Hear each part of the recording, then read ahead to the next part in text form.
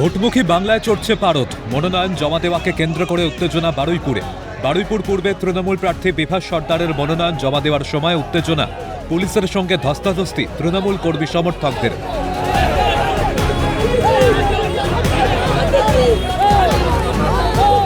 বুধবার বারুইপুর এসডিও অফিসের সামনে উত্তেজনা ছড়ায়।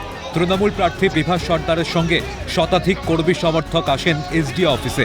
তবে তাদের মধ্যে কয়েকজনকে এসডিও অফিসের মেন গেট পর্যন্ত ঢুকতে দেওয়া হলেও সব কর্মীদের ঢুকতে দেওয়া হয়নি। এরপরেই শুরু হয় উত্তেজনা। জোর করে কর্মী সমর্থকরা ঢুকতে গেলে পুলিশের সঙ্গে ধস্তাধস্তি শুরু হয়। তবে এই বিষয়ে প্রশাসনকে সমর্থন তৃণমূল প্রার্থী বিভাস সর্দারের। কর্মী সমর্থকদের আবেগ থাকবে, কিন্তু পুলিশ প্রশাসনিক আধিকারিকদের সঙ্গে সহযোগিতা করতে হবে বলে জানান তিনি। কয়েক হাজার কর্মী তো নমিনেশনে ঢুকবে না। সংবিধান, নিয়ম, আইন অনুযায়ী প্রার্থীর সঙ্গে 4 জন, যেটা নিয়ম আছে সেটাই ঢুকবে। উত্তেজনা, আবেগ সব থাকবে, কিন্তু প্রশাসনকে সহায়তা আমাদের সকলকে করতে হবে, প্রশাসনকে হেল্প করতে হবে।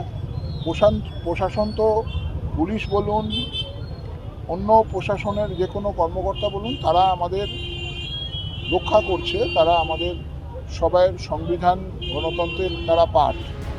বঙ্গে ভোটের হাওয়া, উত্তপ্ত রাজনীতির ময়দান। মনোনয়ন জমা দেওয়াকে কেন্দ্র করে এই উত্তেজনায় বারুইপুর পূর্বের রাজনীতির পারদ যে একটু বাড়ল তা বলাই বাহুল্য। জাহেদ মিস্ত্রির রিপোর্ট, ক্যালকাটা নিউজ।